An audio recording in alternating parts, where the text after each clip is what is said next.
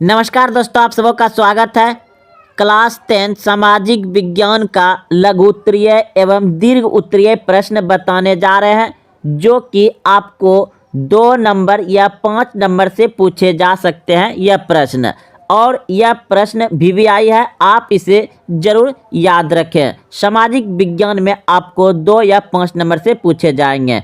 तो देखिए, प्रश्न है भ्रूण हत्या क्या है, क्या कानून इसे रोकने में सफल है। भ्रूण हत्या क्या है, क्या कानून इसे रोकने में सफल है।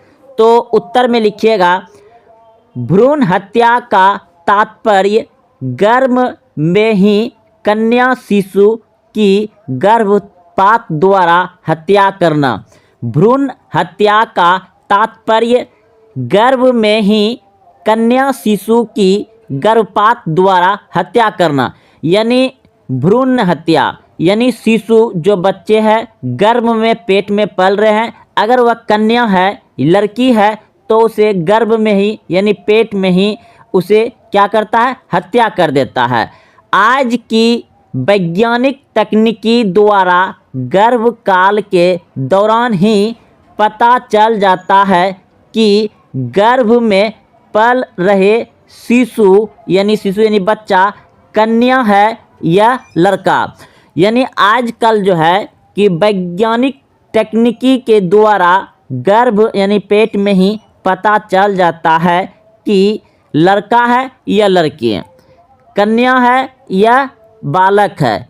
चूँकि अधिकांश दंपत्ति यानी पति पत्नी, अधिकांश दंपत्ति यानी कि पति और पत्नी लड़की की तुलना में लड़के को अधिक चाहते हैं, यानी लड़की को बहुत कम चाहते हैं पति पत्नी और लड़के को अधिक चाहते हैं। अतः वह गर्भ में कन्या शिशु की गर्भपात द्वारा हत्या करवा देता है। तो वैज्ञानिक तरीके से उसे पेट में ही गर्भ में ही पता किया जा सकता है कि लड़का है या लड़की, और अगर बहुत से ज़्यादा पति पत्नी कन्या अगर पता चलता है तो उसे गर्भ में ही पेट में ही हत्या करवा देता है, यानी मरवा देता है, गर्भपात करवा देता है। भारत में भ्रूण हत्या विरोधी कानून अधिनियम सफल नहीं पाया है।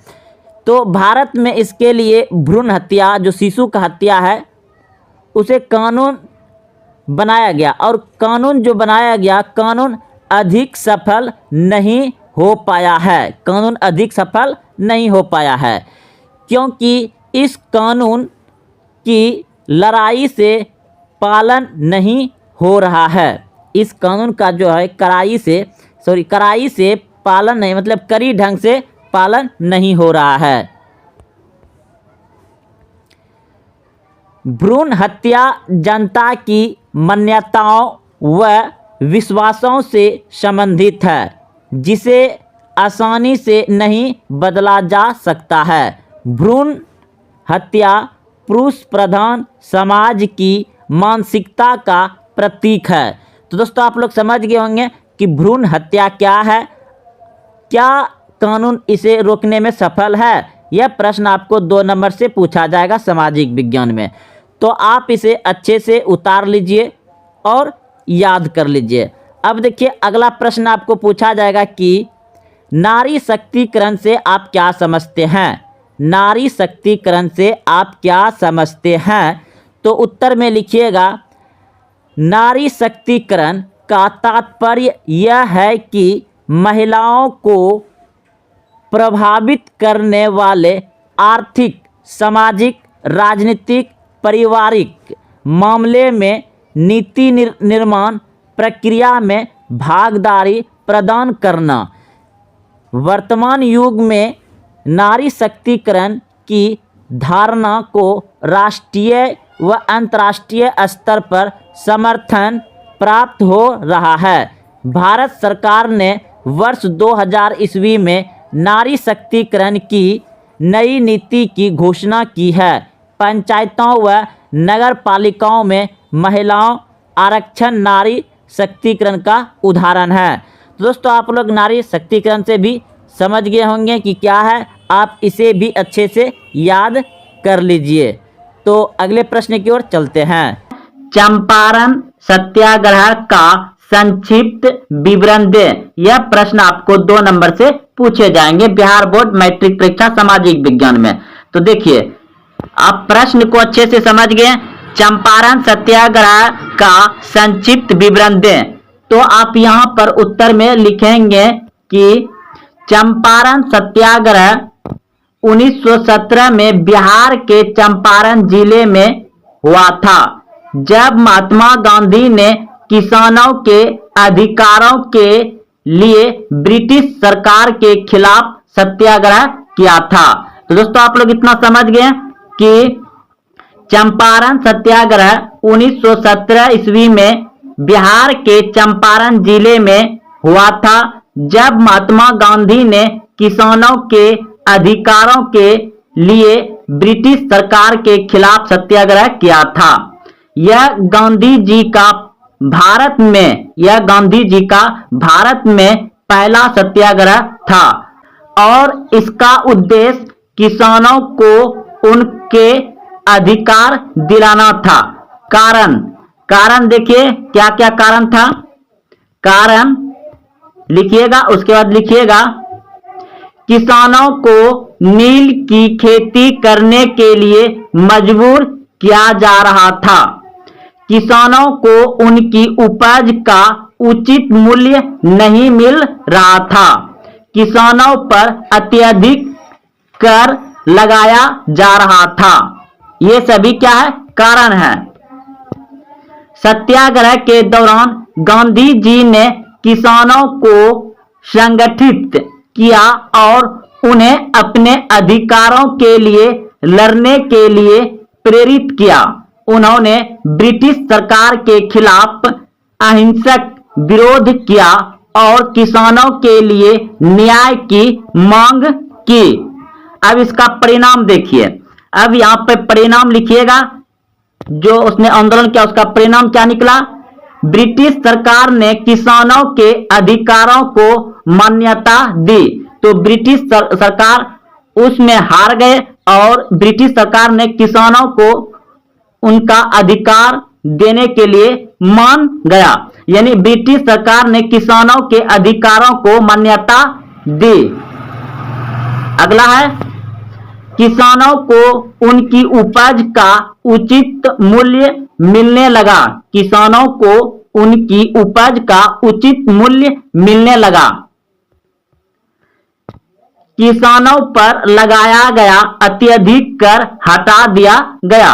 तो ये सत्याग्रह से पहले अत्याचार कर रहे थे, जो कि आप पढ़े आगे, और ये सभी क्या हुआ, हट गया। अधिक जो कर लगा मतलब टैक्स ले रहा था वह भी हटा दिया। चंपारण सत्याग्रह गांधी जी की अहिंसक विरोधी की रणनीति की सफलता का एक महत्वपूर्ण उदाहरण है। दांडी यात्रा का उद्देश्य क्या था।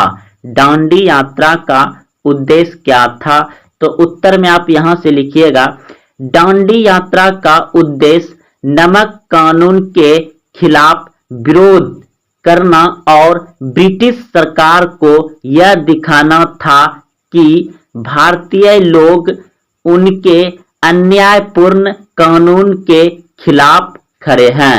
तो दोस्तों आप लोग अच्छे से समझ गए होंगे कि दांडी यात्रा का उद्देश्य क्या था। तो उत्तर में लिखिएगा, दांडी यात्रा का उद्देश्य नमक कानून के खिलाफ विरोध करना और ब्रिटिश सरकार को यह दिखाना था कि भारतीय लोग उनके अन्यायपूर्ण कानून के खिलाफ खड़े हैं। आगे देखिए, दांडी यात्रा 1930 में महात्मा गांधी द्वारा शुरू की गई थी। दांडी यात्रा 1930 में महात्मा गांधी द्वारा शुरू की गई थी, जिसमें उन्होंने अपने समर्थकों के साथ मिलकर गुजरात के साबरमती आश्रम से दांडी गांव तक 24 दिन की यात्रा की। इस यात्रा का उद्देश्य नमक कानून को तोड़ना और ब्रिटिश सरकार को यह दिखाना था कि भारतीय लोग अपने अधिकारों के लिए लड़ेंगे। आगे देखिए, दांडी यात्रा के मुख्य उद्देश्य थे नमक कानून को तोड़ना और ब्रिटिश सरकार को यह दिखाना कि भारतीय लोग उनके अन्यायपूर्ण कानून के खिलाफ खड़े हैं। नमक कानून को तोड़ना और ब्रिटिश सरकार को यह दिखाना कि भारतीय लोग उनके अन्यायपूर्ण कानूनों के खिलाफ खड़े हैं। स्वतंत्रता संग्राम में जागरूकता बढ़ाना और लोगों को संगठित करना, ब्रिटिश सरकार पर दबाव डालना और उन्हें भारतीय लोगों की मांगों को मनाने के लिए मजबूर करना। ब्रिटिश सरकार पर दबाव डालना और उन्हें भारतीय लोगों की मांगों को मानने के लिए मजबूर करना। दांडी यात्रा एक महत्वपूर्ण घटना थी जिसने भारतीय स्वतंत्रता संग्राम को एक नई दिशा दी और लोगों को स्वतंत्रता के लिए लड़ने के लिए प्रेरित किया। दांडी यात्रा एक महत्वपूर्ण घटना थी जिसने भारतीय स्वतंत्रता संग्राम को एक नई दिशा दी और लोगों को स्वतंत्रता के लिए लड़ने के लिए प्रेरित किया। तो दोस्तों, अगर आप देखते हुए यहाँ तक आए हैं तो वीडियो को लाइक करें और इस प्रश्न को आप कॉपी में एक बार जरूर उतार लें और घर में एक दो बार जरूर पढ़ें, क्योंकि यह आपको बिहार बोर्ड मैट्रिक परीक्षा में 2 नंबर से पूछे जाएंगे। तो आप इसे कॉपी में उतारिए। नकदी फसल और रोपण फसल में क्या अंतर है? नकदी फसल और रोपण फसल में क्या अंतर है? तो उत्तर में लिखिएगा यहाँ से, वैसी फसल जिसके उत्पादन को सीधे बाजार में बेचकर नगद पैसा प्राप्त किया जाता है नकदी फसल कहलाती है, जैसे आम, केला, लीची इत्यादि। वैसी फसल जिसे एक बार लगाकर कई वर्षों तक उत्पादन प्राप्त करता है रोपण कृषि कहलाती है, जैसे चाय, कॉफी। तो आइए अब नकदी फसल और रोपण फसल में अंतर लिखते हैं। नकदी फसल और रोपण फसल में मुख्य अंतर यह है। लिखने के बाद आप लिख दीजिएगा नकदी फसल, और नकदी फसल दे करके यहां से आप नकदी फसल लिख करके यहां से 1 नंबर लिखिएगा। जो फसलें बाजार में बेचने के लिए उगाई जाती है। दूसरा नंबर लिखिएगा, इनका मुख्य उद्देश्य आय अर्जित करना होता है।